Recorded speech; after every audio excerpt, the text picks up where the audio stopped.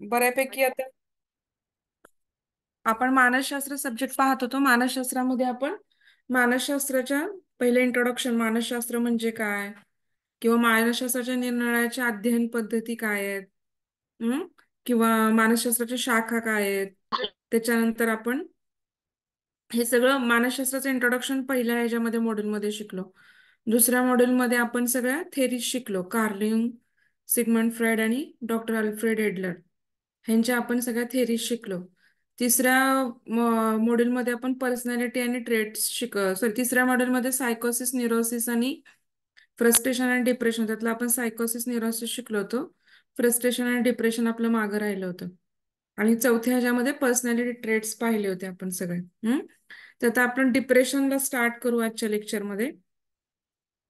तर म्हणजे आजपर्यंत मला असं वाटत नाही की कुणी एखादा जरी मनुष्य असेल की ज्याला काही म्हणजे की ह्या डिप्रेशन किंवा निराशामध्ये आपण किंवा असं करतेत कोणी गेलं नाही, असा एखादाही माणूस काय आपल्याला शोधून काय होणार नाही, सापडणार नाही.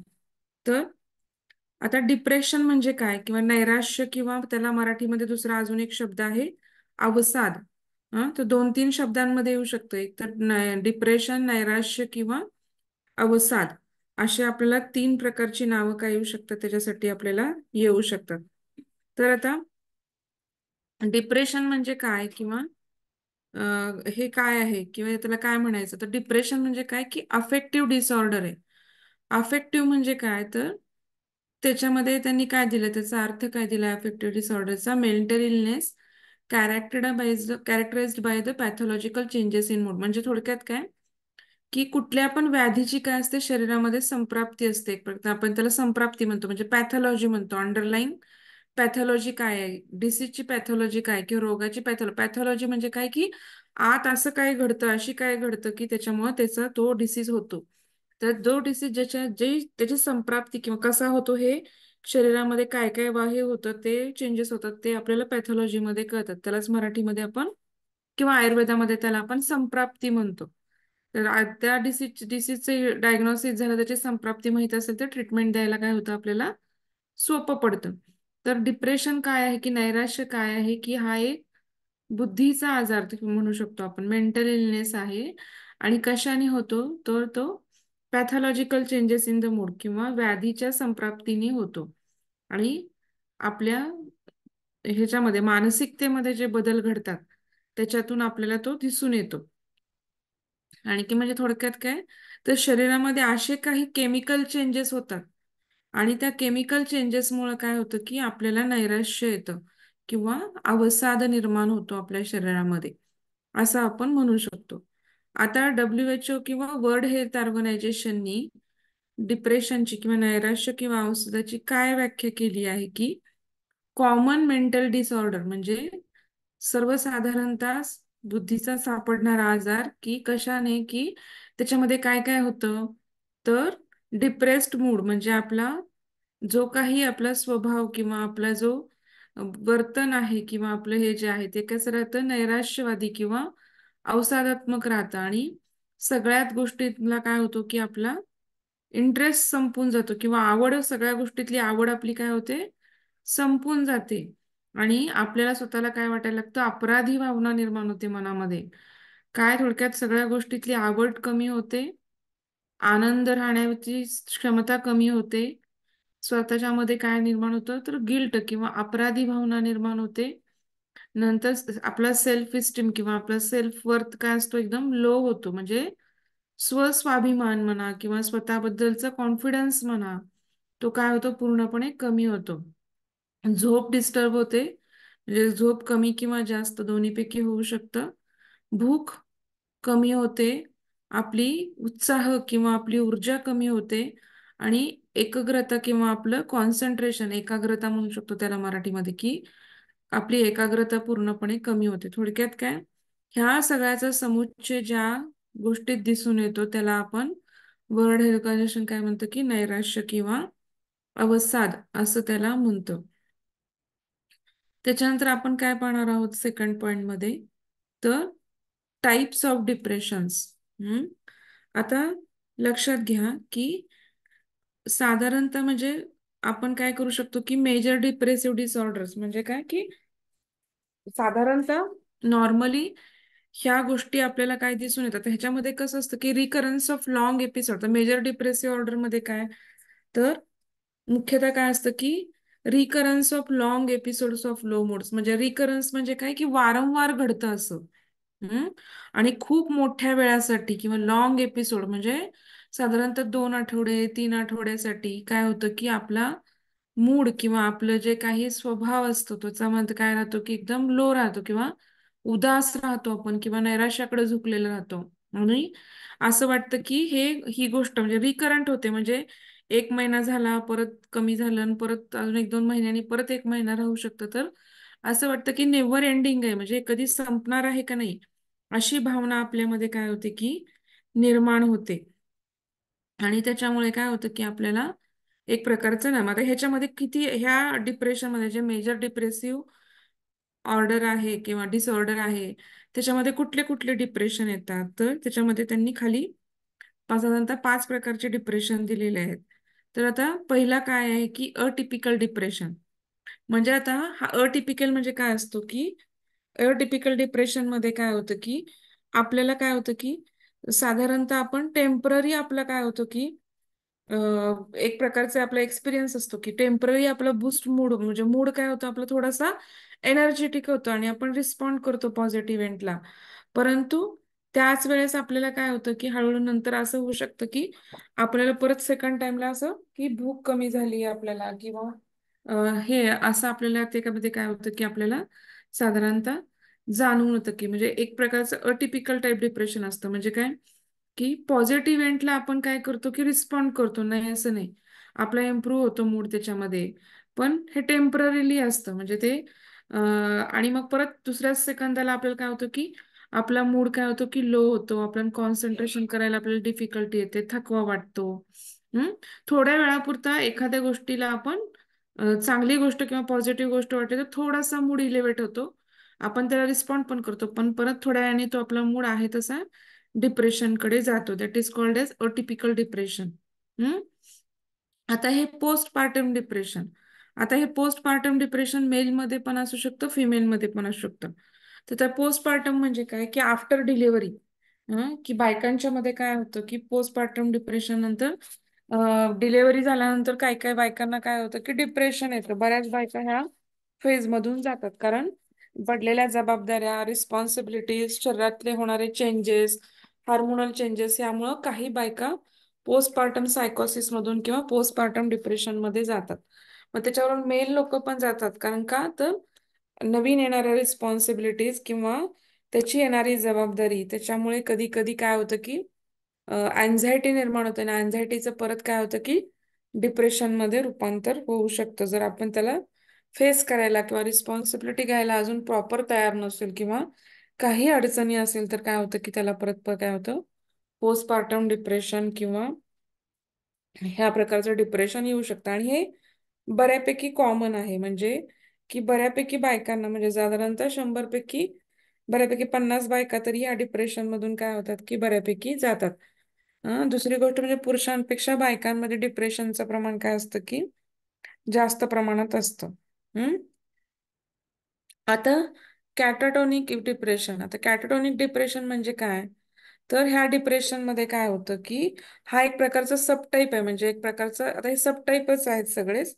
तर पर्सन काय होतो की याच्यामधला जो व्यक्ती असतो या कॅटाटॉनिक डिप्रेशन मधला तो कुठेतरी एका ठिकाणी दृष्टी लावून बसतो आणि काय होतं की बोलत नाही तो. म्हणजे काही जास्त फारसा बोलत नाही कमी म्हणजे बोलतच नाही बऱ्यापैकी.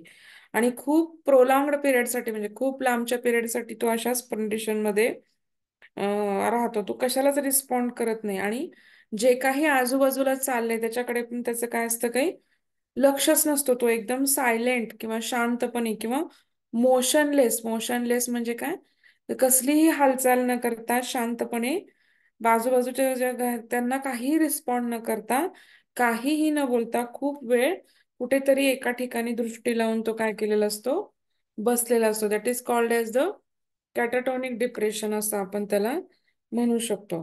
त्याच्यानंतर दुसरं काय आहे की सीझनल अफेक्टिव्ह डिसऑर्डर.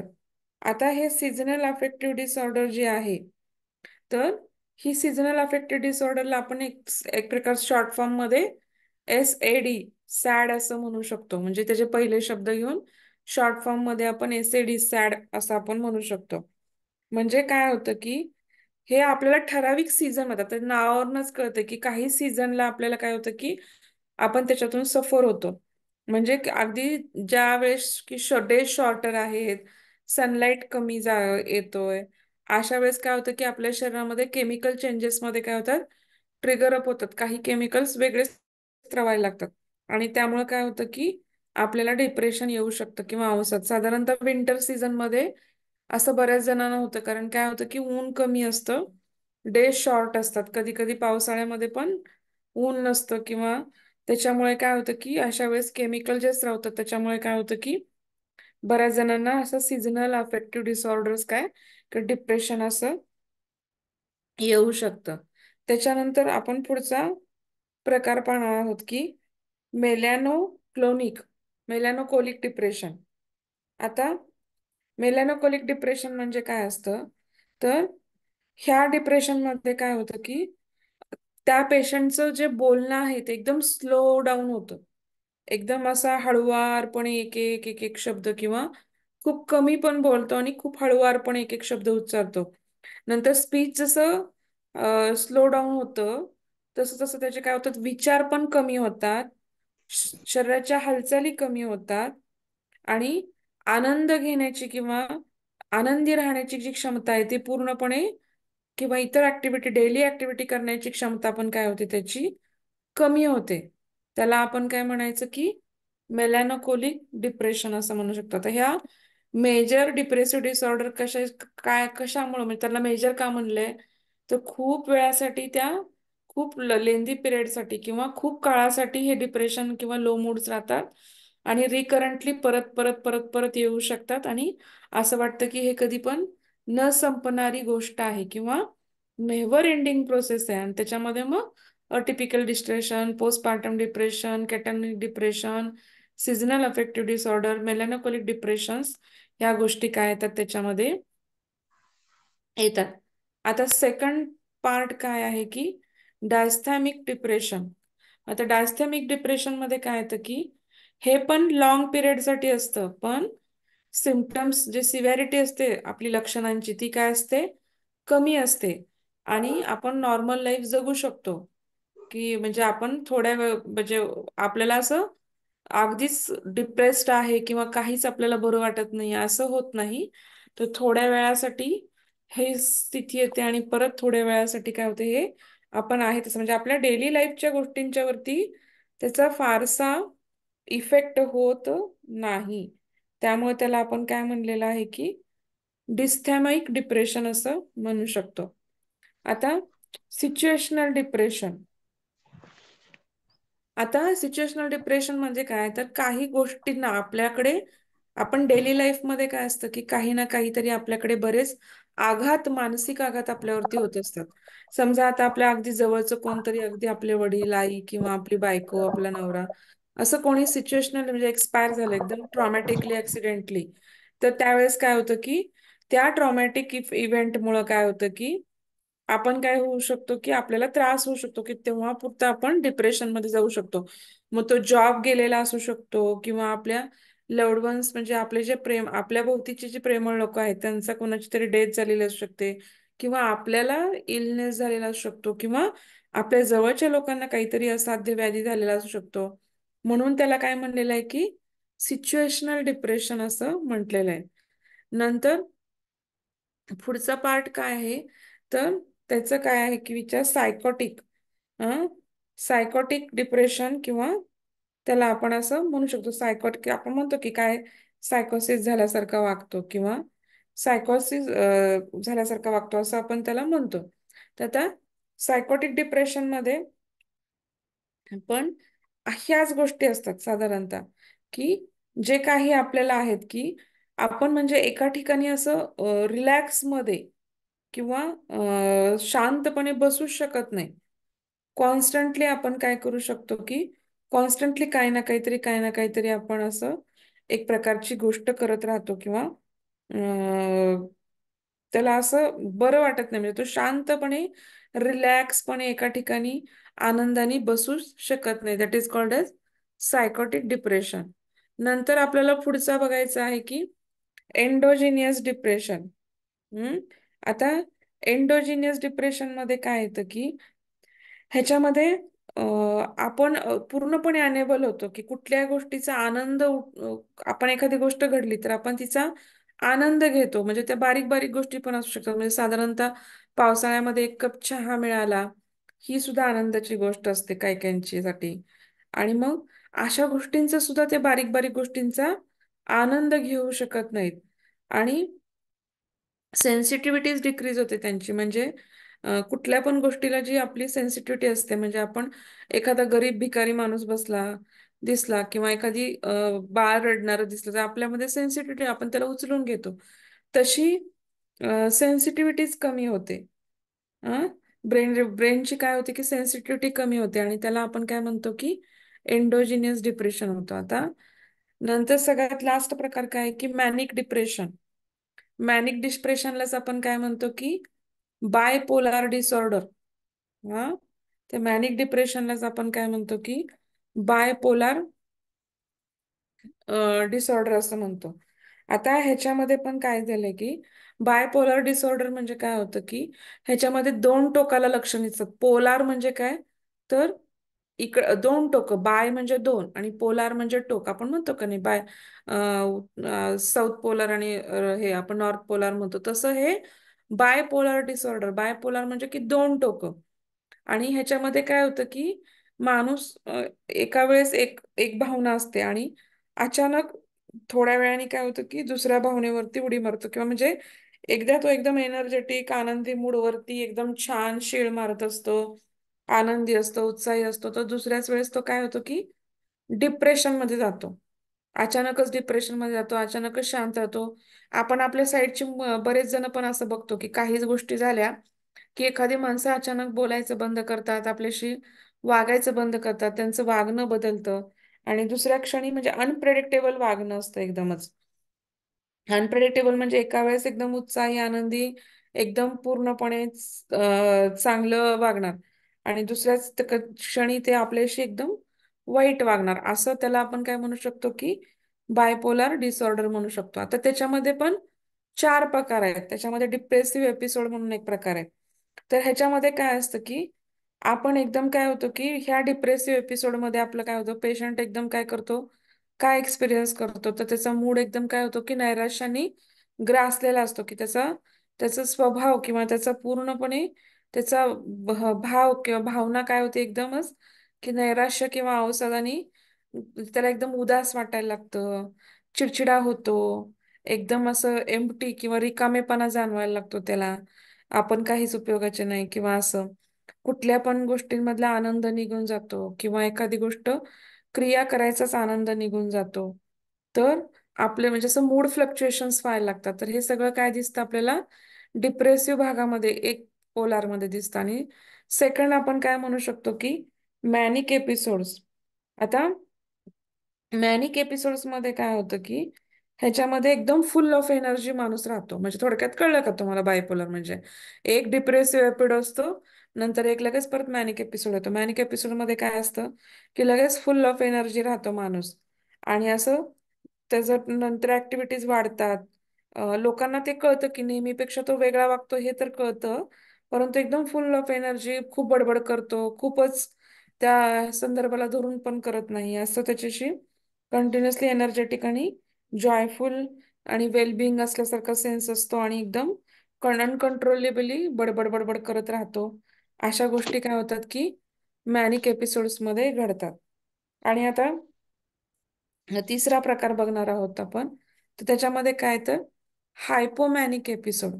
त्या हायपोमॅनिक एपिसोड्स मध्ये काय असतात, आता ह्याची सगळ्यांची माहिती नाही सांगितली तुम्ही चालतं, नुसती नावं लिहिलीत, एक्सप्लेन केलं. फक्त बायपोलर डिसऑर्डरला एक्सप्लेन करू शकता तुम्ही की एका वेळेस डिप्रेसिव्ह एपिसोड मध्ये असतं आणि मॅनिक एपिसोड मध्ये असं असतं.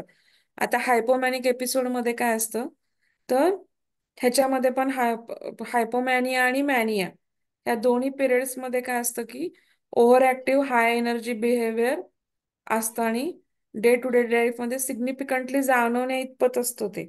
म्हणजे अगदी नॉर्मल माणसापेक्षा पण एकदम हायपर ऍक्टिव्ह, एकदम हाय एनर्जी बिहेवियर असतं यांचं.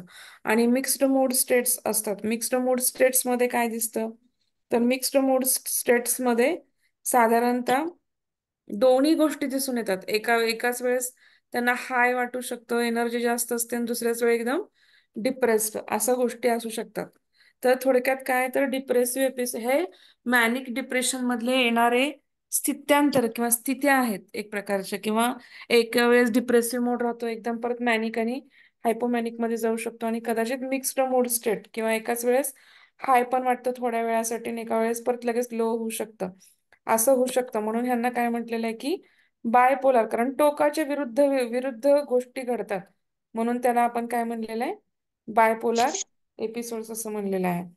तर की 350 मिलियन लोक आहेत का नाही, सगळ्या एजमध्ये. म्हणजे लहान मुलांना पण स्ट्रेस असतो, म्हणजे 1ली ते 4थीच्या मुलांपासून ते आता तर आपल्या लहान मुलांचा स्ट्रेस आपल्यापेक्षा 80 ते 90% वाढलाय, कारण कॉम्पिटिशन टफ आहे.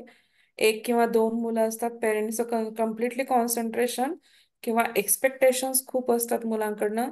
त्यांनी एकाच वेळेस गिटार वाजवावी असं वाटतं, एकाच वेळेस म्युझिक म्हणावं, अभ्यासात पण हुशार असावं, खेळात पण हुशार असावं, मी सगळं आणून देतो तर त्यांनी करायला पाहिजे अशी भावना. आणि त्याच्यामुळे एक्सपेक्टेशन्स हाय झालेले आहेत, आणि त्याच्यामुळं कॉम्पिटिशन हाय झालेली आहे. लोकसंख्या वाढलेली आहे. सर्वायवलसाठी प्रत्येक जण आपल्याप्रमाणे धडपडत आहोत. प्रत्येकाला कम्फर्ट किंवा प्रत्येकाच्या गोष्टी, गाडी, बंगला, टीव्ही किंवा नवनवीन गोष्टी, फिरायला जाणे, ह्याच्यामुळे काय होतं की एक्सपेक्टेशन्स वाढल्यामुळे इन्कम आणि ह्या सगळ्या गोष्टींचा एकत्रितपणे परिणाम येऊन काय होतं की, किंवा कंपॅरिझन, की इंस्टाग्राम, स्नॅपचॅट, व्हॉट्सअप एकमेकाला प्रत्येक जण आपण कुठं गेलो, काय गेलो, आणि मग काय होतं कुठे ना कुठेतरी आतल्यात मनामध्ये ईर्ष्या, द्वेष, मत्सर, कंपॅरिझन ह्या सगळ्या गोष्टींमुळे काय होतं की कुठे ना कुठेतरी फ्रस्ट्रेशन येतं, आणि त्याचंच रूपांतर पुढे परत डिप्रेशन मध्ये होऊ शकतं. तर साधारणतः 15 ते 44 वयाचे जे लोक आहेत त्यांच्यामध्ये मेजर डिप्रेशनचा प्रकार आपल्याला जास्त जाणून येतो. US मध्ये, युनायटेड स्टेट्स ऑफ अमेरिकामध्ये तर हे प्रमाण काय आहे की सगळ्यात जास्त आहे. बायका किंवा वुमन किंवा स्त्रिया ह्या सगळ्यात जास्त काय आहेत की पुरुषांपेक्षा डबल स्ट्रेंथनी किंवा ट्वाईस पर्सेंटेजनी काय होतात की, म्हणजे 1:2 रेशो असं आपण घेऊ शकतो की एका मेल जर असेल तर त्याच्या नियरली डबल अशा गोष्टीमध्ये काय होतं की मेजर डिप्रेसिव्ह मोड मधून किंवा ह्याच्यामधून आपल्याला काय दिसतात की बायका डबल म्हणजे त्याच्यापेक्षा जास्त प्रमाणामध्ये सफर होताना दिसतात. कारण का, ह्याचं कारण काय आहे, कारण बऱ्याच गोष्टी बायका व्यक्त करत नाहीत. हम्म. आणि फार सेन्सिटिव्ह असतात स्त्रिया. स्त्रिया सेन्सिटिव्ह असल्यामुळं प्रत्येक बारीक आणि बारीक गोष्ट काय होते की त्या मनाला लावून घेतात, आणि त्याच्यामुळे काय होतं की हे प्रमाण जास्त असतं. आणि खूप जणांचं त्यांना ऐकावं लागतं, आणि खूप जणांशी त्यांना ऍडजस्ट करावं लागतं. मग ते मुलं असू देत, सासू असू दे, नवरा असू दे, नंदा असू देत, घरी आई वडील, असं सगळ्यांच्या मध्येच त्यांना काय, आई वडिलांच्या जवळ नाही पण तो सासरी आल्यानंतर सगळं वातावरण चेंज होतं, आणि प्रत्येकाच्या ह्याच्यानुसार त्यांना स्वतःमध्ये खूप बदल करावे लागतात, किंवा त्यांच्याकडून इतरांच्या अपेक्षा जास्त असल्यामुळं त्यांना खूप प्रमाणात काय करावं लागतं की ऍडजस्ट करावं लागतं. आणि त्याच्यामुळे स्त्रिया किंवा मुली जास्त प्रमाणामध्ये काय होतात की सेन्सिटिव्हिटीमुळे आणि ह्या सगळ्या गोष्टींमुळे त्या काय करतात की जास्त प्रमाणात, किंवा त्यांना बऱ्याच गोष्टी स्त्रिया आहेत म्हणून पण करिअरच्या गोष्टींमध्ये पण त्यांना कॉम्प्रोमाइज करावं लागतं. आणि मग काय होतं की मनातल्या भावनांना वाट मिळत नाही मोकळेपणाने व्यक्त करायची, आणि त्या भावना आतल्यात सप्रेस केल्यामुळे किंवा त्यांचं दमन केल्यामुळे काय होतं की डिप्रेशन मध्ये जाण्याची शक्यता जास्त प्रमाणात असते. नंतर समजा तुम्ही नैराश्याने ग्रासलेले आहात तरुणपणातच, आणि किंवा तुमचा दृष्टिकोनच खूप निराशावादी, एकेकांची पर्सनॅलिटी तशी असते, तर ह्या लोकांची लक्षणं जसं जसं वय वाढेल तशी तशी जास्त प्रमाणामध्ये आपल्याला सिव्हिअर दिसून यायला लागतात. म्हणजे आधी तरुणपणी जर माइल्ड असतील, पण जसं जसं त्यांचं वय वाढेल तसं तसं आपल्याला ती सिव्हिअर प्रमाणामध्ये काय होतात की दिसून येतात. आणि म्हणजे जर डिप्रेशन मधली आपल्याला बरीच लोक आपण जी बघितली, ती समजा डिप्रेशननी ग्रासलेली असतील, तर त्यातली 30% लोक काय असतात की साधारणतः काय करतात की आत्महत्या करायची शक्यता असते. त्याच्यामुळे आपल्याला शक्यतो म्हणजे निराशाने ग्रासलेल्या लोकांच्याकडे आपण जास्त प्रमाणात लक्ष दिलं पाहिजे. कारण का, तर नाहीतर काय होऊ शकतं की कधी त्याचं रूपांतर सुसाईड मध्ये होईल आपल्याला लक्षात येणार नाही. तर अशा लोकांकडे आपण काय करायला पाहिजे, जास्त प्रमाणामध्ये काय करायला पाहिजे, हे आपल्याला लक्ष दिलं. आता काही प्रमाणामध्ये आपल्याला तात्पुरतं नैराश्य आलं, ती ठीक आहे, स्वाभाविक गोष्ट आहे. इथं काय म्हणजे ते येतं आणि ते काय होतं की निघून जातं. हे नैसर्गिक आहे, सगळ्यांनाच हे होऊ शकतं. परंतु काही वेळा काय होतं की म्हणजे थोडक्यात काय, कधी कधी आपण आपला एक काहीतरी एम ठेवलेलं असतं, ध्येय ठेवलेलं असतं. कधी कधी प्रतिकूल आपल्या मनाविरुद्ध घडतं, त्यामुळे आपल्याला काय होतं की डिप्रेशन किंवा फ्रस्ट्रेशन, आधी फ्रस्ट्रेशन ठीक आहे, वैफल्य आहे ना, परंतु त्याचं रूपांतर डिप्रेशन मध्ये होऊन कधी कधी ते 2-3 दिवस टिकून राहणं ठीक आहे, पण ते खूप लॉंग पिरियडसाठी किंवा जास्त प्रमाणात जर टिकून राहिलं, 2 आठवड्यापेक्षा जास्त लांबलं, तर मात्र मग ती काय मानली जाते, मानसिक विकृती समजली जाते. आणि मग आपल्याला समुपदेशकाची किंवा मानसशास्त्रज्ञांची, सायकोलॉजिस्टची मदत किंवा सायकेट्रिक्सची मदत, म्हणजे खूप सिव्हिअर प्रमाणात असेल तर आपल्याला सायकेट्रिक्सची पण मदत घ्यावी लागते. हम्म. साधारणतः हे सगळ्या गोष्टी कशामुळे होतात, तर एक प्रकारचे केमिकल्स किंवा ते आपल्याकडे काय करतात की शरीरामध्ये वेगळ्या प्रकारचे केमिकल तयार होतात. थोडक्यात कॉर्टिसोल सारखे, म्हणजे तुम्ही बघा खूप तुम्ही आता हार्मोनचा अभ्यास करता की ऍड्रिनल ग्रंथीमध्ये कॉर्टिसोल नावाचा हार्मोन तयार होतो. जेव्हा फ्लाईट अँड फाईट मोड येतो, तर त्याच्या वेळेस काय होतं की तुम्ही म्हणजे भीतीदायक गोष्टी करतात, तेव्हा काय होतं की तुमच्या शरीराला किंवा तुमच्या ह्याला काय होतं की सिम्पॅथेटिक नर्वस सिस्टीम ऍक्टिव्हेट होते. ती कशामुळे होते, तर ती कॉर्टिसोलमुळे ऍक्टिव्ह होते. का ऍक्टिव्ह होते, तर तुम्ही तिथून पळून जाण्यासाठी किंवा तुम्हाला तिथून त्या गोष्टींपासून एक प्रकारचं त्या गोष्टींना फाईट करायसाठी तुमच्यामध्ये कॉर्टिसोल स्त्रवतं, आणि ते काय करतं, सिम्पॅथेटिक नर्वस सिस्टीमला ऍक्टिव्हेट करतं. म्हणजे तुमचं ब्लड प्रेशर वाढतं, तुमच्या हृदयाचे ठोके वाढतात, तुमचं शरीर सगळं गरम होतं, सगळ्या शरीराला शुगरचा पुरवठा जास्त प्रमाणामध्ये चालू होतो. आणि हे सगळं काय करतं, कॉर्टिसोल हार्मोन. परंतु जेव्हा तुमचं डिप्रेशन किंवा तुमची ती स्थिती कमी होते, फ्लाईट अँड फाईट मोड, भीतीची स्थिती, तर त्यावेळेस काय होतं की ते कॉर्टिसोल परत नॉर्मल लेवलला येतं. परंतु हेच कॉर्टिसोल लेवल काही वेळेस काय होतं की लॉंग पिरियडसाठी तुमच्या रक्तामध्ये राहिलं किंवा तसंच राहिलं, तर तुम्हाला अजून काय होऊ शकतं की तुम्ही बऱ्याच वेळा त्याचे साईड इफेक्ट किंवा आपल्याला त्याचं डिप्रेशन किंवा पुढं कंटिन्युअसली आपल्याला जास्त प्रमाणामध्ये होऊ शकतो. ठराविक वेळा असणं ठीक आहे, परंतु जास्त वेळापुरतं राहिलं तर मात्र त्याचे अडचणी होऊ शकतात. हा. नंतर आता आपण इथे काय करू शकतो, आता नैराश्याची लक्षणं काय आहेत बघायचीत आपल्याला. आता आपण 3 प्रकारे लक्षणं बघणार आहोत. एक वर्तनात असणारी लक्षणं, नंतर शारीरिक लक्षणं आणि मानसिक लक्षणं. आपण लक्षणांना काय केलंय, 3 प्रकारामध्ये डिवाइड केलंय. आता वर्तनामध्ये, लक्षणामध्ये काय दिसतं, बिहेवियर. वर्तन म्हणजे काय, तर बिहेवियर. बिहेवियरल लक्षणमध्ये काय दिसतं आपल्याला, तर साधारणतः आपल्या हॉबीज किंवा आपले जे छंद आहे त्याच्यामधला आपला रस काय होतो, कमी होतं. दैनंदिन जीवनातल्या आपल्या कामामध्ये आपलं मन लागत नाही. जवळची आपली लोक आहेत, जी कुटुंबीय आहेत, आपले प्रेमळ लोक आहेत आपल्याबरोबर नेहमी बोलणारी, त्यांच्याबरोबर पण आपला संवाद काय होतो, कमी होतो. म्हणजे आपण त्यांच्याशी बोलत नाही किंवा त्यांच्याशी व्यक्त होत नाही. कारण आपल्याला पण कळत नसतं की आपल्या नकळत आपल्या हातून ह्या गोष्टी होत असतात. केमिकल चेंजेसमुळं ब्रेनमध्ये चेंजेस होतात आणि आपल्या बिहेवियरमध्ये पण चेंजेस होतात. नंतर कॉन्सन्ट्रेशन किंवा लक्ष एकाग्र करताना किंवा केंद्रित करताना काय होते, आपल्याला अडचण निर्माण होते किंवा आपल्याला फोकस किंवा कॉन्सन्ट्रेशन करताना आपल्याला सतत डिस्ट्रॅक्ट होतो आपण किंवा करू शकत नाही नैराश्यामुळं. नंतर काय होतं की सतत आपण विचलित राहतो किंवा आपण स्थिर राहायला आपल्याला किंवा स्थिर राहून कुठलं पण कार्य किंवा पूर्ण करणं आपल्याला अशक्य होतं. म्हणजे एक काम घेतलं, अर्धवट सोडलं, परत दुसरं घेतलं, ते पण अर्धवट सोडलं, परत तिसरं घेतलं, अर्धवट सोडलं, असं कंटिन्युअसली होऊ शकतं. नंतर आपण एकटं राहायला प्राधान्य देतो, त्यामुळे एकलकोंडेपणा येतो. आपोआपच त्या केमिकल्समुळे आपल्याला कुणाशी बोलू वाटत नाही, एकटं राहावंसं वाटतं आणि आपण एकलकोंडेपणाला काय करतो, प्राधान्य देतो.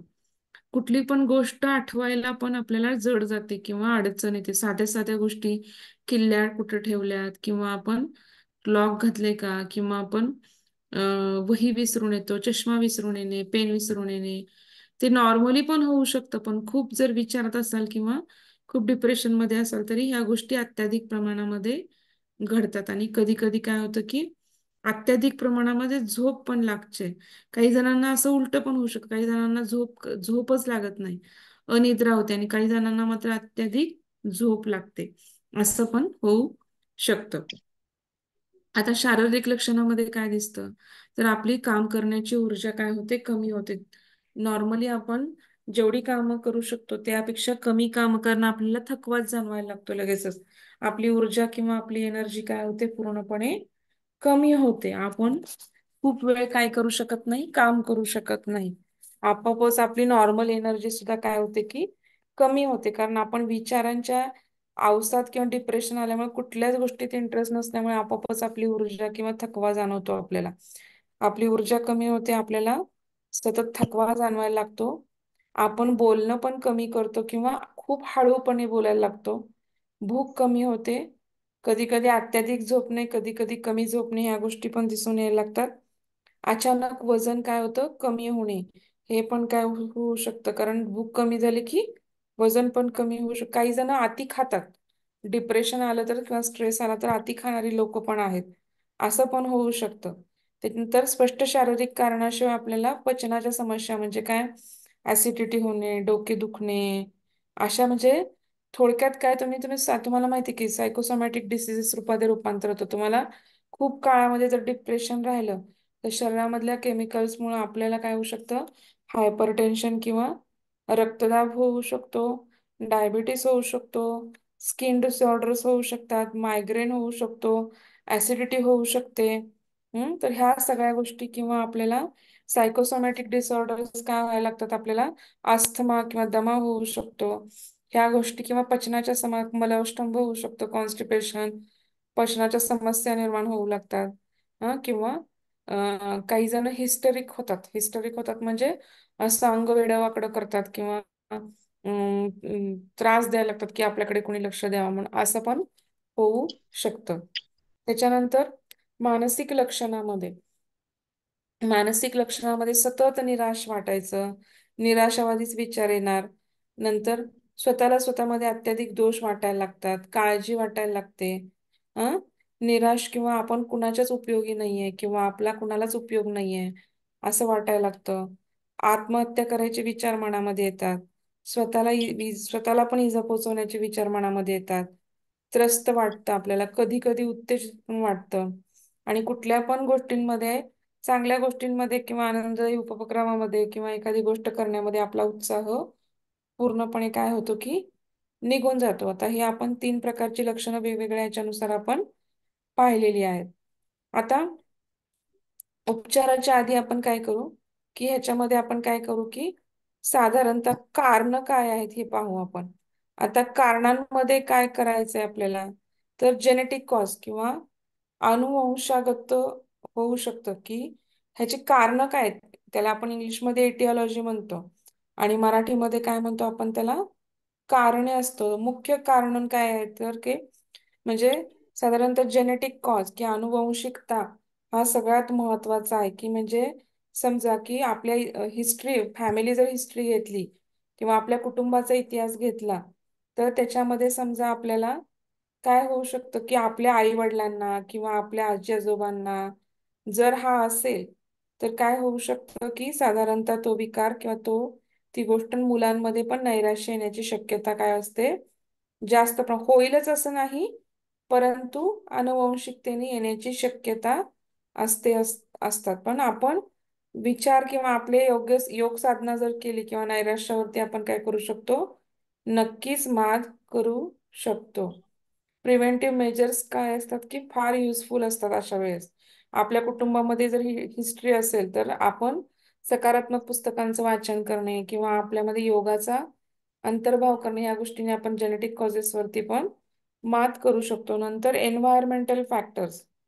एन्व्हायरमेंटल फॅक्टर्स म्हणजे की शेजारील वातावरण किंवा आपण स्वाभाविक वातावरण असं म्हणतो. आपल्या सभोवताली जर निगेटिव्ह लोक असतील खूप प्रमाणामध्ये, तर किंवा वातावरणामध्ये किंवा परिस्थितीजन्य म्हणू शकतो आपण, की परिस्थितीच अशी आहे की प्रत्येक ठिकाणी आपल्याला कंटिन्युअसली काही गोष्टीमध्ये आपण प्रयत्न करून पण नकार मिळत आहेत, किंवा प्रयत्न करून पण आपल्याला त्या गोष्टींमध्ये कधी सक्सेस मिळत नाहीये, किंवा काही गोष्टी कशा असतात की काही वेळास आपण किती पण प्रयत्न केले, काय केले तरी काय होतं की आपल्याला त्याच्यामध्ये सक्सेस मिळत नाही, की आपल्या देहामध्ये कंटिन्युअसली अडथळे येतात. कंटिन्युअसली आपण काय होतं की काही पण करायला गेलो तरी, तुम्ही 12th फेल्युअर पिक्चर बघितलाय का? त्याच्यामध्ये बघा म्हणजे तो 12th फेल पिक्चर मध्ये तो किती म्हणजे, पण तो एकदम पॉझिटिव्ह दाखवलाय त्याच्यामध्ये. तर त्याच्या जागी जर दुसरा कोणी असता तर खूपपणे एक तर त्यांनी शिक्षणाचा नाद सोडून दिला असता, किंवा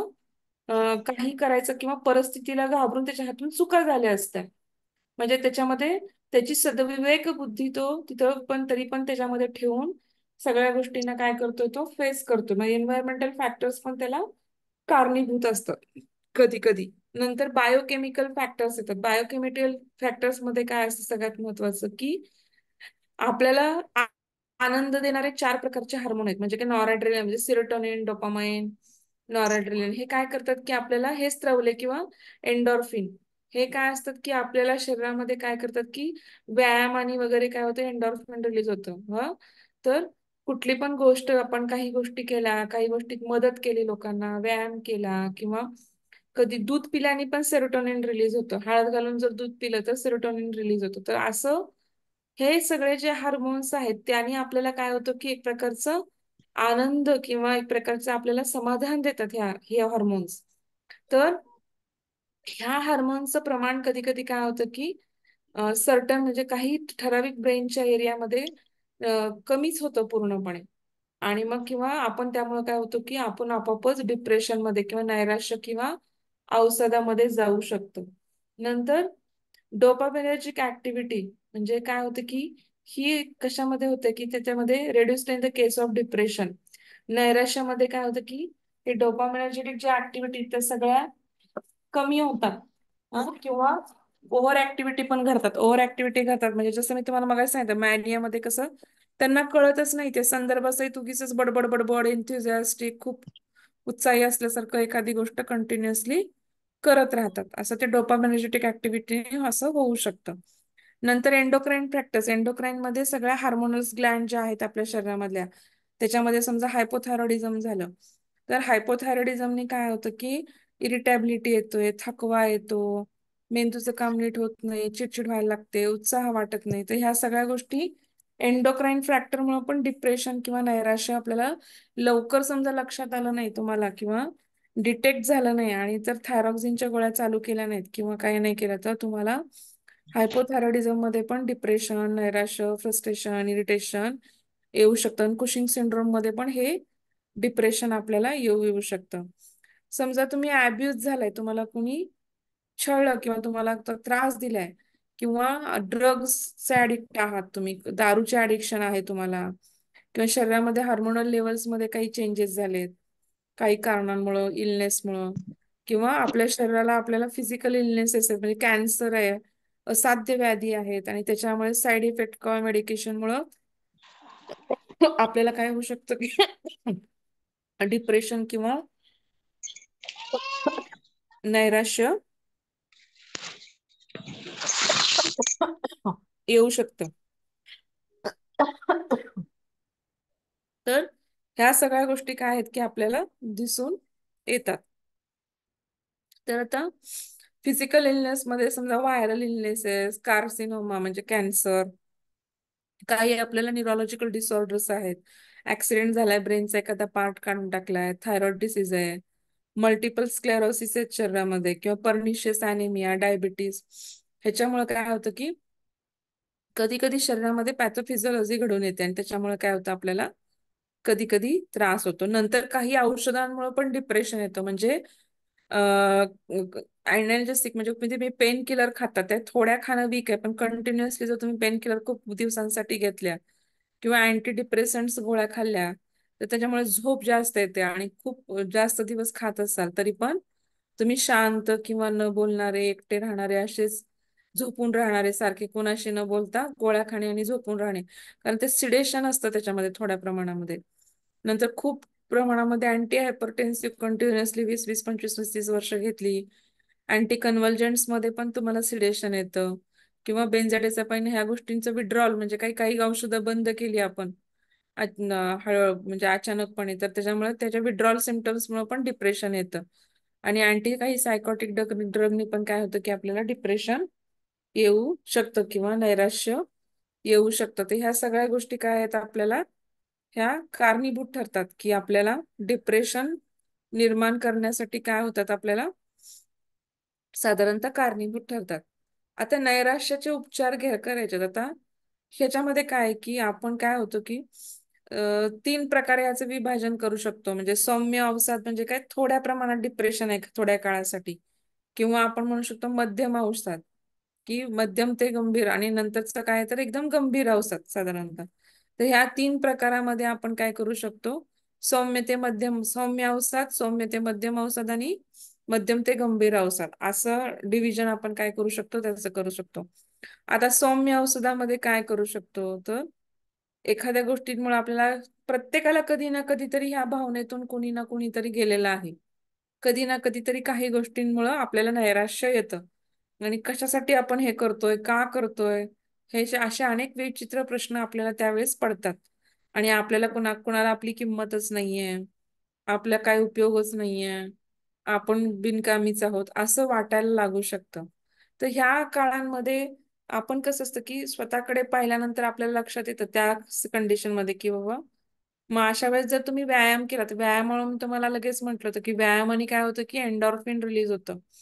आणि त्याच्यामुळे काय होतं की आपल्याला एक प्रकारचं एन्डॉर्फिन रिलीज झालं की आपल्याला छान वाटतं किंवा आपल्याकडे नैराश्य येण्याची शक्यता कमी होते. ह्यामध्ये काय करावं लागतं की म्हणजे जरा सौम्य औषधामध्ये आपण लोकांना व्यायाम करायला सांगू शकतो, किंवा योगाचा अंतर्भाव पण आपण सौम्य औषधामध्ये करू शकतो. मग योगाच्या ह्याच्यामध्ये आपण काय काय करू शकतो साधारणतः, तर आपण काय करू शकतो की सात्विक आहार अन्नमय कोशावरती हे करणारा आपण काय करू शकतो की साधारणतः पंचकोशात्मक उपचार पद्धती पण इथे वापरू शकतो. म्हणजे काय तर अन्नमय कोशांमध्ये काय करू शकतो आपण योगासनं करू शकतो. आसनांनी पण काय होतं की मनावरती काम करतात.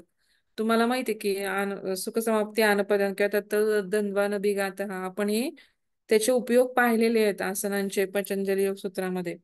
तर म्हणजे शेवटी काय आहे की शिथिलीकरण जेव्हा आपण करतो तेव्हा आपण काय होतं की आपलं शेवटी ऍक्च्युली आपलं सगळं लक्ष पूर्णपणे काय होतं की मनाकडे शेवटी आसनांची शेवटची अवस्था म्हणजे आसनांमध्ये आपण नुसतं मस्क्युलर काम करत नाही, तर हळूहळू आपण ती ती आसन घेऊन आपण मनावरती पूर्णपणे कॉन्सन्ट्रेशन करतो. तर आसनांच्यामुळे आपल्याकडच्या हार्मोनचं डिस्टर्बन्स असेल तर कमी होऊ शकतो, किंवा आपलं रेग्युलेशन्स करायला मदत करतात या आसनं, किंवा आपल्याला त्याच्याने मनावरती लक्ष केंद्रित करून आपल्याला ह्याच्याने व्यायाम मध्ये आपण जो व्यायाम घेतला त्याच्याबरोबर योगासनांचा अंतर्भाव तिथे करू शकतो, किंवा शुद्धी क्रिया योगात ज्या काही शुद्धी क्रिया सांगितल्यात कपालभाती, त्राटक सुद्धा मनावरती काम करतं. तर किंवा शारीरिक आपल्याला काही चिन्ह दिसत असतील तर त्याच्यावरती आपण नवली धौती ह्या क्रिया जर आपण शुद्धी क्रिया जर केल्या तर काय होतं की आपोआपच आपल्याला ह्या औषधामध्ये म्हणजे औषध कमी व्हायला मदत होतो. तर थोडक्यात काय तर त्यांना योगासनं सांगू शकतो, व्यायाम सांगू शकतो, किंवा आपण त्यांना शुद्धी क्रिया. मग व्यायामामध्ये साधारणतः 30 मिनिटे वॉक करणे किंवा असं आपण छोट्या छोट्या गोष्टी त्यांना सांगू शकतो. आणि त्याच्यामुळे काय होतं की एंडॉर्फिन्स रिलीज होतात किंवा हार्मोनल रेग्युलेशन्स व्हायला मदत होतात, आणि आपोआपच आपलं काय होतं की डिप्रेशन किंवा आपलं नैराश्य कमी व्हायला लागते. तर स्वकाळजी घेणे की म्हणजे एक प्रकारचं तुम्ही म्हणजे सेल्फ लव्ह म्हणतो आपण इथे, की आपल्या भावनांना आपण ओळखायचं आणि त्यांना ऍक्सेप्ट करायचं की बाबा आहे ठीक आहे ही परिस्थिती आहे तर मी ती ऍक्सेप्ट करते, किंवा सहज स्वीकार करायचा. काही गोष्टी आपण ऍक्सेप्टच करत नाही, म्हणजे की एखादा माणूस आपल्या आयुष्यातून निघून गेलाय किंवा पोकळी निर्माण झाली, अशा वेळेस आपण त्या गोष्टी ऍक्सेप्ट केल्या पाहिजेत आणि त्या आनंदाच्या त्याच्याबरोबरच्या आपल्या आनंदाचे क्षण घेऊन आपण पुढं आपलं आयुष्य चालू ठेवलं पाहिजे. कारण तो व्यक्ती जर आपल्याबरोबर असता त्याला तर आपण त्याच्यामुळे असं अस्वस्थ राहिलो किंवा हे त्याला पटलंच नसतं. तर त्यामुळे काय करायचंय की आपण स्वतःची सेल्फ लव्ह किंवा स्वतःची काळजी घ्यायची आणि प्रत्येक गोष्टीचं आपण ऍक्सेप्ट करून काय करायचंय, आपण एक प्रकारचं आपल्याला आपल्या भावना किंवा आपल्या भावनांना ओळखायचा आणि ठीक आहे की निगेटिव्ह भावना सुद्धा आयुष्यात महत्वाच्या आहेत. त्या निगेटिव्ह भावना ना पण ऍक्सेप्ट करायचं, कारण प्रत्येक वेळेस आनंदी राहणं काही शक्य नाहीये. प्रत्येक वेळेस उत्साही राहणं शक्य नाहीये. तर तो माणूसच नाही, तो रोबोटच होईल. तर ह्या प्रत्येक नकारात्मक भावना काही पूर्णपणे वाईट असतात अशातला भाग नाहीये. तर नकारात्मक भावनांनी पण काय होतं की आपल्याला बऱ्याच गोष्टी त्याच्यातून बाहेर पडायला किंवा त्याचा अनुभव घेऊन मग आपल्याला चांगल्या भावना जेव्हा मनात येतात तेव्हा आपल्याला त्याचा आनंद घेता येतो. तर थोडक्यात काय, सगळ्या नकारात्मक भावना पण आयुष्यामध्ये काय आहेत, महत्वाच्या आहेत. त्या वाईट आहेत अशातला भाग नाही. नैराश्य कुणालाही येऊ शकतं. हम्म. आणि सगळ्यात जास्त नैराश्य हे शास्त्रज्ञ, कलावंत, जे हुशार लोक आहेत किंवा जे सारखा थॉटफुल नेचरमध्ये किंवा सारखं विचारांचं त्यांच्या स्वतःकडूनच अपेक्षा खूप प्रमाणात असतात आणि ते स्वतःच मध्ये सारखं सारखं वैचारिक आणि अशा लोकांना काय होतं की खूप उच्च विचार असतील ना, सारखं विचारांमध्ये असल्यानंतर कधी कधी नैराश्य तुम्ही पाहिलं की मध्ये बाबा आमटेच्या मुलींनी ते मध्ये आत्महत्या केली, नंतर आपले ते म्हणजे इवन राजपूत, सुशांत सिंग राजपूत, म्हणजे असं नाही की तो तर IITian नव्हता, म्हणजे असं नाहीये की त्यांनी तर आणि किती चांगले चांगले पिक्चर म्हणजे सुसाईड वरती पण त्यांनी किती छान तो पिक्चर दिला होता की करू नये म्हणून आपल्या मुलाला त्यातून त्यांनी बाहेर काढलेलं दाखवले. परंतु असं होऊ शकतं की बरेच लोक, अशी लोक नैराश्यामध्ये जाण्याचे चान्सेस जास्त असतात आणि त्यातून त्यांनी बाहेर काढायचा प्रयत्न आपण केला पाहिजे. नंतर आपण व्यावसायिक मदत घेऊ शकतो. व्यावसायिक मदत म्हणजे काय की जे काही सायकोलॉजिस्ट आहेत किंवा सायकेट्रिक्स आहेत त्यांच्याशी आपण काय करू शकतो की समुपदेशन, त्यांच्याशी आपण त्यांच्याकडनं आपण सल्ला घेऊ शकतो. आणि व्यावसायिक मदत मदत मागणं काही चुकीचं नाहीये. तुम्ही सर्दी खोकला झाल्यावर डॉक्टरांकडे जाता का नाही? मग ह्याचा अर्थ असा नाही की नैराश्य आलंय म्हणजे तुम्हाला वेड लागला, असा अर्थ नसतो. काही गोष्टींना ही आपल्याला मदत घेणं चुकीचं नाही, कारण त्यांना त्याच्याविषयी फारशी आपल्यापेक्षा जास्त माहिती आहे आणि आपले विचार बदलण्यासाठी किंवा आपल्याला त्यातून बाहेर पडण्यासाठी काय होऊ शकतात ते मदत करू शकतात. दीपिका पदुकोणनी पण काय आपल्याला डिप्रेशनची शिकार झालेलं आपण पाहिलं होतं. ती तर म्हणजे एक नंबर पहिल्या ह्याच्यामध्ये असताना सुद्धा ह्याच्यातून ती गेली आणि तिने मदत घेतली आणि त्याच्याविषयी ती बोलते अजूनही. कारण का, तर लोकांना कळावं की बाबा हे काही गोपनीय आजार नाही. लोक अजून पण सांगतात की हे कुणाला बोलू नको, हे कुणाला सांगू नको, पण आपल्या काउन्सिलरकडे आपली माहिती गोपनीय राहते आणि ते कुणालाही हे म्हणजे शेअर करत नाहीत आणि आपण त्यांना आपली वैयक्तिक माहिती सांगू शकतो आणि कुठेतरी आपल्या भावना व्यक्त झाल्यामुळे आपल्याला मोकळं वाटण्याची शक्यता दाट असते. त्यामुळे आपण काउन्सिलरची मदत घेतली पाहिजे. नंतर आपण आपल्या जे काही डेली लाईफस्टाईल, आता योगा हे आपली डेली लाईफस्टाईल चांगली ठेवा की जीवनशैली आहे म्हणतो आपण. योगा म्हणजे पहाटे 4ला उठून मेडिटेशन, ध्यान धारणा करणे, व्यायाम करणे, त्याच्यानंतर भगवंतांचं नामस्मरण, आंघोळ, आपली दिनचर्या किंवा आपली ऋतुचर्या आपण पालन करत असेल तर त्याच्यामुळे काय होतं की अशा वेळेस आपल्याला साधारणतः काय करायला लागतं की आपल्या जीवनशैलीचं व्यवस्थापन जर आपण नीट केलं आणि आपल्या घरातील लोकांचा आपल्याला सपोर्टिव्ह सिस्टीम जास्त चांगल्या प्रमाणात असेल तर आपल्याला काय होतं की आपलं स्वावलंबी होणे. कारण कधी कधी खूप सिव्हिअर डिप्रेशन असेल तर आपल्याला ज्या गोळ्या चालू असतात त्यामुळे अति झोप येऊ शकते किंवा आपण अति शांत राहू शकतो किंवा सिडेशन येऊ शकतं, बोलणं कमी होतं आणि हळूहळू एका स्टेज नंतर काय होतं की गोळ्यांचा डोस हळूहळू कमी करत करत येताना आपण व्यवस्थितही होऊ शकतो. त्या काळामध्ये आपलं अन्न किंवा आपलं जेवण किंवा आपण स्वतःची कामं करणं, ह्या गोष्टी काय आहेत, आपल्याला थोडंसं स्वावलंबी राहून सकारात्मक गोष्टींचा विचार करून जीवनशैलीचा आपल्या किंवा आपल्या लाईफस्टाईलचं आपल्याला व्यवस्थापन आपण काय केलं पाहिजे, केलं पाहिजे. त्याच्यानंतर एकटं शक्यतो राहू नका. जेव्हा जेव्हा डिप्रेशन येतं तेव्हा शक्यतो आपल्या लोकांच्या बरोबर किंवा आपले मित्रमैत्रिणी असू देत किंवा आपले आई वडील असू देत, ज्यांना आपण खूप जवळच असतो त्यांच्यावर सगळं आपल्याला भावना व्यक्त करा, मग ते किंवा त्यांच्याशी बोलत राहा. नंतर आपले जेव्हा आपल्यावरती उपचार चालू आहेत तेव्हा आपल्या जवळच्या कुटुंबाशी मित्रांशी त्याच्याविषयी बोला. ज्या काही गोळ्या सांगितल्या त्या स्वतः पण चेक करा आणि घरच्यांना पण आपण व्यवस्थित घेतोय ना हे चेक करायला सांगा किंवा आपल्या चिकित्सेशी प्रामाणिक राहा. स्वतःला वेळ द्या. म्हणजे आपण कधी कधी काय करतो की स्वतःकडे पूर्णपणे दुर्लक्ष करतो, आपली कामं मुली, पण आपण आपले व्यायाम करणे किंवा आपण वाचण्यासाठी स्वतःला वाचण्यासाठी एखादा तास देणे किंवा आपल्या छंद किंवा आपल्या आवडी जोपासणे ह्याच्यामधून काय करू शकतो आपण, स्वतःला वेळ देऊ. स्वतःला वेळ देणे म्हणजे काय तर आपल्या छंद किंवा आपल्या आवडी जोपासणे. मग त्याच्यासाठी मध्ये स्विमिंग असू शकतं, गाणं गाणं असू शकतं, पोहणं असू शकतं, सामाजिक कार्य असू शकतं, वाचन असू शकतं किंवा आपण व्यायामाला वेळ देणे स्वतःला, किंवा आपल्या स्वतःच्या कदाचित आपल्या दिसण्यावरती लक्ष केंद्रित करणं, अशा पण गोष्टी असू शकतात. तर आपण स्वतःला स्वतःसाठी वेळ देणं महत्वाचं आहे. नंतर छंद आणि व्यायाम यासारख्या शारीरिक क्रियाकलापामध्ये काय करायचं, आपल्याला व्यस्त राहायचं. अवसादाला किंवा नैराश्याला आपण माझ्याच वाट्याला का आलं, मलाच का आलं म्हणून कलंक म्हणून पाहू नका.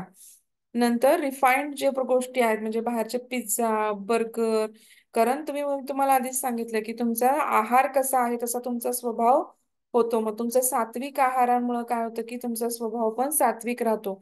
जेव्हा तुम्ही राजसिक आणि तामसिक आहार घेता, तामसिक आहार जेव्हा जास्त होतो तेव्हा नैराश्याकडे म्हणजे शिळं अन्न खाणे, बाहेरचे असे पिझ्झा, बर्गर, रिफाईंड शुगर, ह्याच्यामुळे शरीरामध्ये हार्मोनल ओबेसिटी वाढते, हार्मोनल चेंजेस होतात आणि अशा वेळी आपल्याकडे नकारात्मक विचार आपल्या मनामध्ये निर्माण होऊ शकतात. त्यामुळे रिफाईंड पदार्थ किंवा शुगर, कार्बोनेटेड ड्रिंक्स ह्यापासून आपल्याला काय करायचंय, दूर राहायचं किंवा आपल्याला सात्विक आहारच स्वीकारायचा आहे.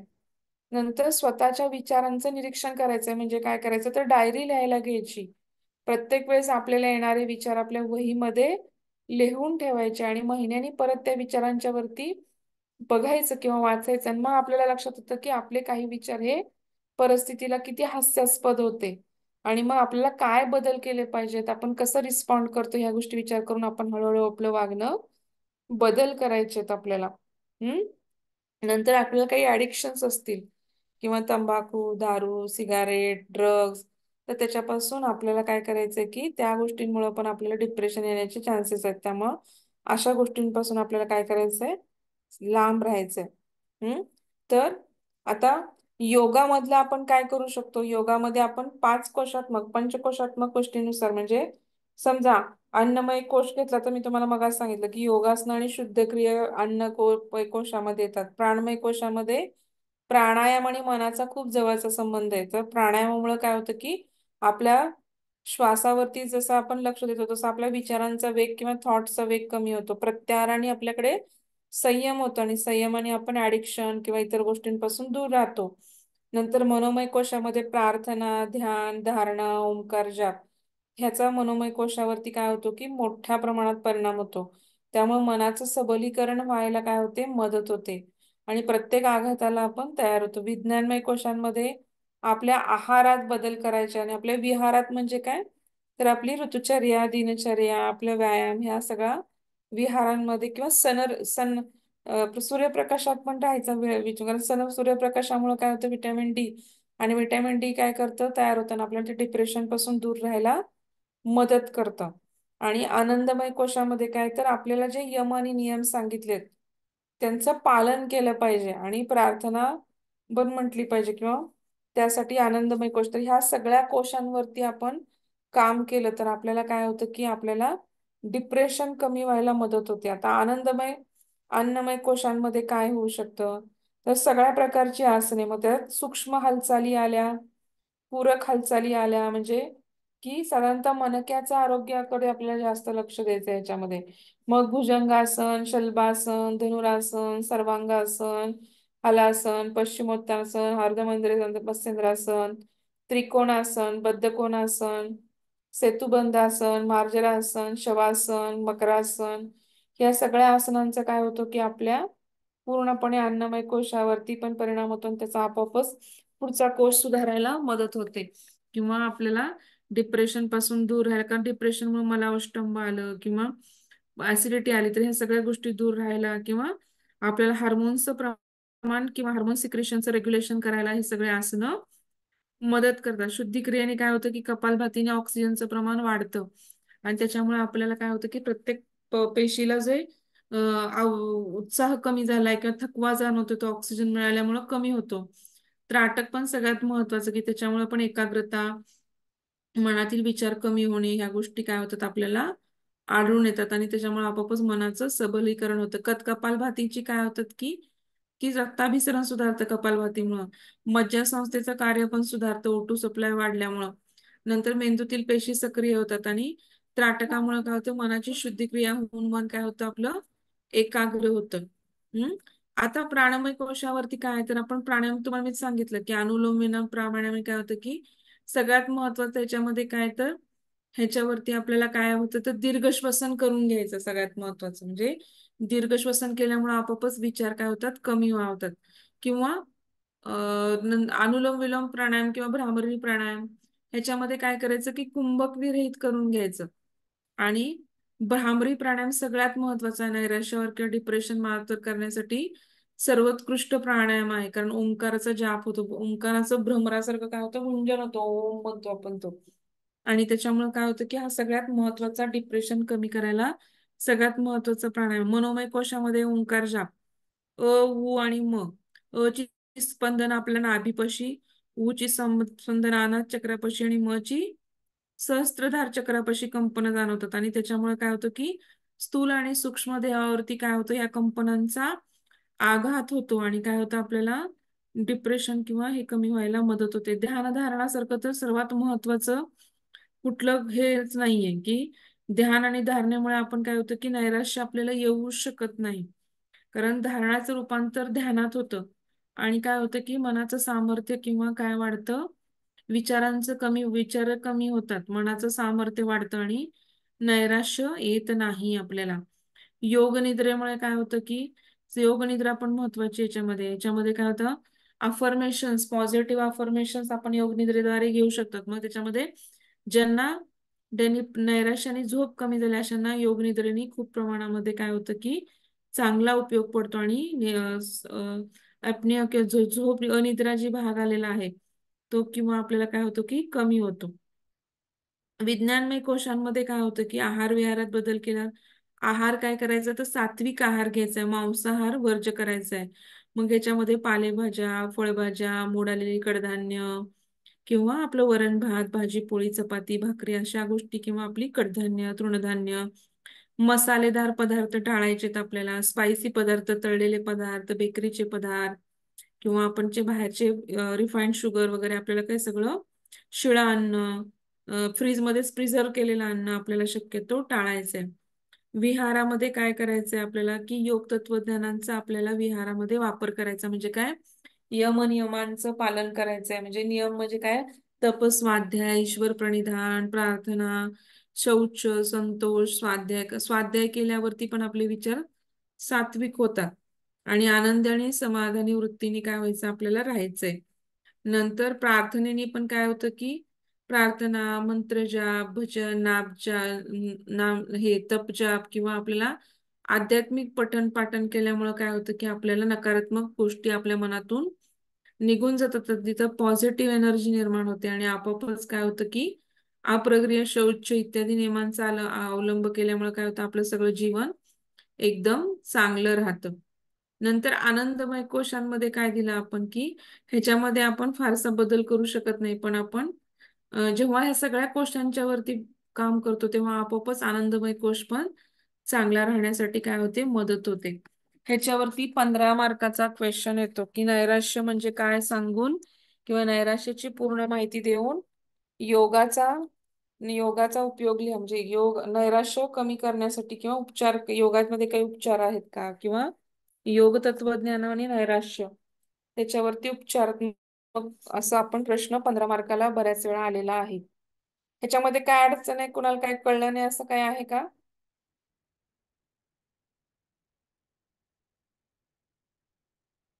नाही मॅडम, समजले. समजले ना? ते प्रकारामध्ये जे प्रकार जास्त आहेत ना, ते तुम्ही फक्त युनिपोलर आणि बायपोलर असं पण दोनच प्रकार लिहून पण हे बास करू शकता. किंवा मेजर डिप्रेसिव्ह ऑर्डर्स लिहा, त्याच्यामध्ये typical depression, postpartum depression, catatonic depression, seasonal affective असं म्हणून डायरेक्ट तुम्ही सेकंड बायपोलर किंवा मॅनिक डिप्रेशन असे दोन प्रकार जरी तुम्हाला नाही लक्षात राहिले, तर तुम्ही नुसती नावं देऊन दोनच प्रकार व्यक्त केले तरी चालतील. पण बाकीची सगळी माहिती, कारण किंवा हे सगळं टाईप्स थोडेफार इकडं तिकडं चालतील, पण बाकीची कारणं, त्याची लक्षणं ती सगळी व्यवस्थित येऊ द्या, त्याचे उपचार. थोडक्यात अजून एक सांगायचं राहिलं की आयुर्वेदामध्ये पण याच्यामध्ये आपण पंचकर्म करू शकतो, नस्य देऊ शकतो. पंचकर्मामध्ये वमन, विरेचन किंवा आपण जे स्नेहस्वेदन करतो मसाज थेरपी मधले, मसाज थेरपीनी पण काय होतं की डिप्रेशन किंवा नैराश्य कमी व्हायला मदत होते. स्नेहस्वेदन, वमन, विरेचन हे जे पंचकर्म आहेत किंवा त्याच्याने काय होतं आपल्याला, हे सगळं कमी व्हायला, नैराश्य कमी व्हायला नस्यानी, नसते घृत जे नसते असतं, किंवा मेडिकेटेड ड्रग्ज वापरतात मसाज करताना, शिरोधारा जी करतात त्याच्यामुळे पण नैराश्य कमी व्हायला मदत. पिंपळाचा क्वाथ वापरतात, पिंपळ क्वाथाने काय होतं, सेरोटोनिन रिलीज होतं. पिंपळाचा क्वाथ जो वापरतात त्याच्याने सेरोटोनिन हार्मोन रिलीज होतं आणि त्याच्यामुळे पण आपल्याला नैराश्य यायला, कमी व्हायला काय होतं, मदत होतं. त्याच्यानंतर अँटी डिप्रेसंट ड्रग्ज वापरतात हे उपचारांमध्ये. तर अँटी डिप्रेसंट्स ड्रग्ज पण काय करतात त्याच्यामुळे पण, हे काय म्हणजे खूप सिव्हिअर असेल तर त्यावेळेस काय केलं तर त्यावेळेस कुठल्याच थेरपीचा उपयोग होत नाही. त्यावेळेस आपल्याला अँटी डिप्रेसंट्स गोष्टी काय करायला लागतात, वापराव्या लागतात.